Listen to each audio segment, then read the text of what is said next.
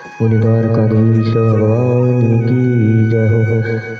आज का प्रसंग है ग्राह के द्वारा गजेंद्र का पकड़ा जाना। गजेंद्र के द्वारा भगवान की स्तुति, गज और ग्राह का उद्धार।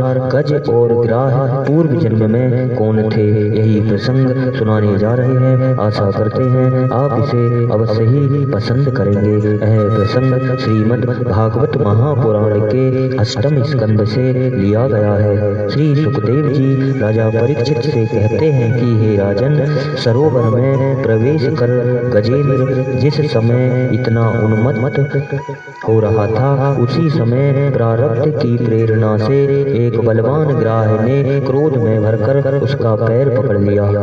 इस प्रकार अकस्मात विपत्ति में पड़कर उस बलवान गजेंद्र ने अपनी शक्ति के अनुसार अपने को छुड़ाने की बड़ी चेष्टा की, परंतु छुड़ा न सका। दूसरे हाथी हथनियों और उनके बच्चों ने देखा कि उनके स्वामी को बलवान ग्राह बड़े वेग से खींच रहा है और वे बहुत घबरा रहे हैं। उन्हें बड़ा दुख हुआ।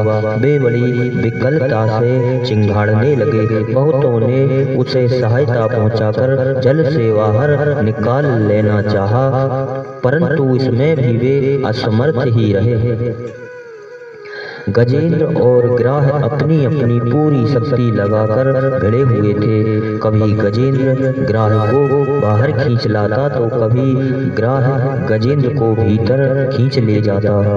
इस प्रकार उनको लड़ते लड़ते 1000 वर्ष बीत गए और दोनों ही जीते रहे। यह घटना देखकर देवता भी आश्चर्यचकित हो गए।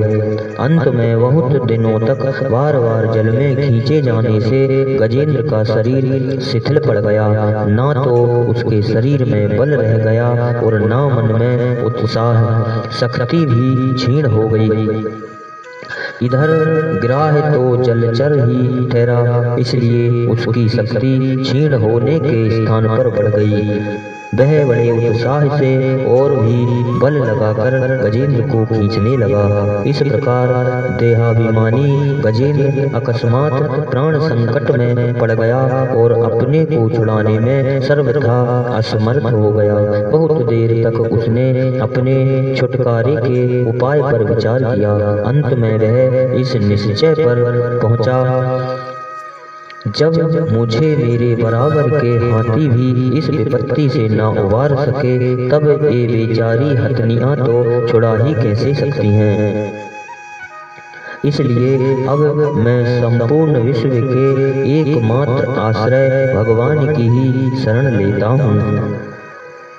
श्री सुखदेव जी कहते हैं कि राजन, गजेंद्र ने बिना किसी भेदभाव के निर्विशेष रूप से भगवान की स्तुति की थी। इसलिए भिन्न भिन्न नाम और रूप को अपना स्वरूप मानने वाले ब्रह्मा आदि देवता उसकी रक्षा करने के लिए नहीं आए। उस समय सर्व आत्मा होने के कारण सर्वदेव स्वरूप स्वयं भगवान श्री हरि प्रकट हुए।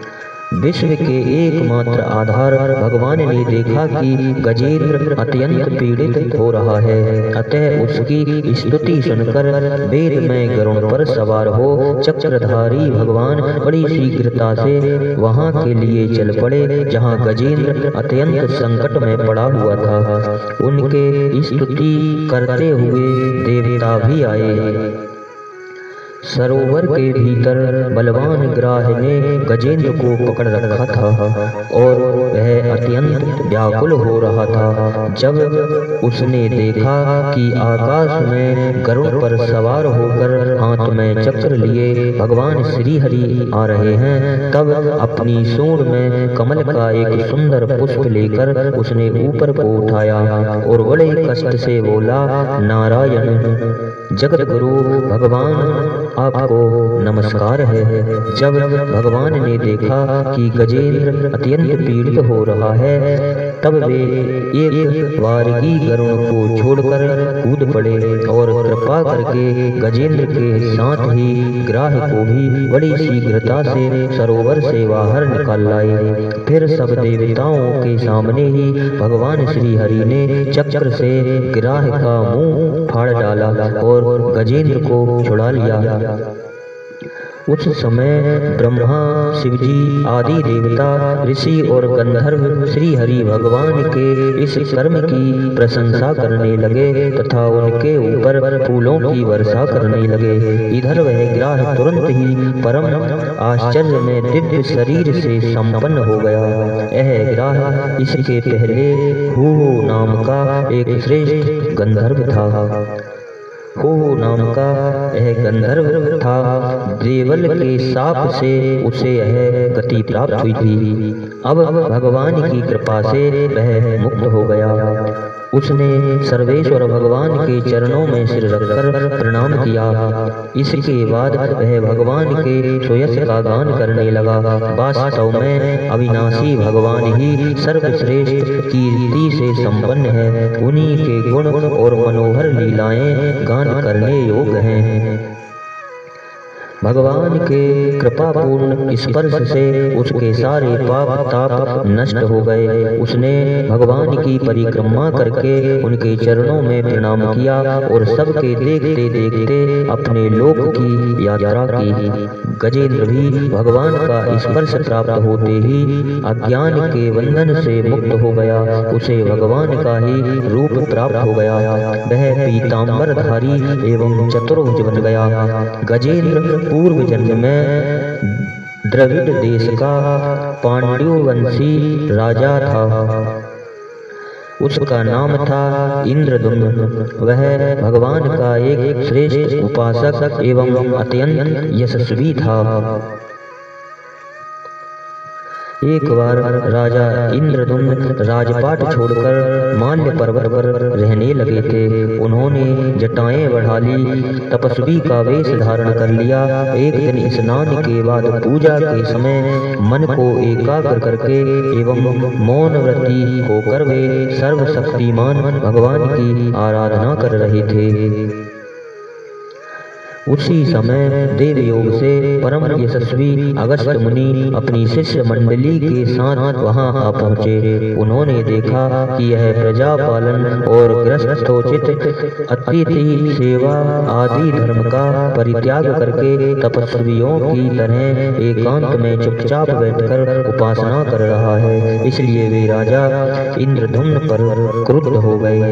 उन्होंने राजा को यह शाप दिया, इस राजा ने गुरुजनों से शिक्षा नहीं ग्रहण की है। अभिमानवश परोपकार से निवृत्त होकर मनमानी कर रहा है। ब्राह्मणों का अपमान करने वाला यह हाथी के समान जड़ बुद्धि है। इसलिए इसे बड़ी घोर अज्ञानमयी हाथी की योनि प्राप्त हो।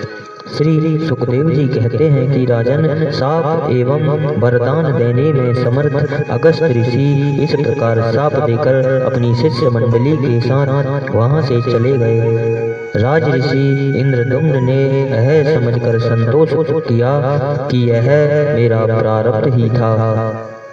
इसके बाद आत्मा की विस्मृति करा देने वाली हाथी की योनि उन्हें प्राप्त हुई। परंतु भगवान की आराधना का ऐसा प्रभाव है कि हाथी होने पर भी उन्हें भगवान की स्मृति हो ही रही। भगवान श्री हरि ने इस प्रकार गजेंद्र का उद्धार करके उसे अपना पार्षद बना लिया। गंधर्व सिद्ध देवता उनकी इस लीला का गान करने लगे और वे पार्षद रूप गजेंद्र को साथ ले गरुड़ पर सवार होकर अपने अलौकिक धाम को चले गए। कुरुवंश शिरोमणि परीक्षित, मैंने भगवान श्री कृष्ण की महिमा तथा गजेंद्र के उद्धार की कथा तुम्हें सुना दी। यह प्रसंग सुनने वालों के कलिमल और दुख स्वप्न को मिटाने वाला एवं यश उन्नति और स्वर्ग देने वाला है। इसी से कल्याणकामी द्विजगण दुस्वप्न आदि की शांति के लिए प्रातः काल जगते ही पवित्र होकर इसका पाठ करते हैं। गजेंद्र की स्तुति से प्रसन्न होकर सर्वव्यापक एवं सर्वभूत स्वरूप श्री हरि भगवान ने सब लोगों के सामने ही उसे यह बात कही थी।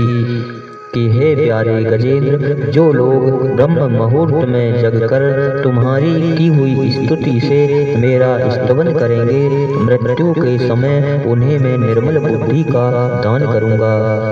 भगवान श्री कृष्ण ने ऐसा कहकर देवताओं को आनंदित करते हुए अपना श्रेष्ठ शंख बजाया और गरुड़ पर सवार हो चले गए। इन्हीं शब्दों के साथ बोलिए द्वारकाधीश भगवान की जय हो।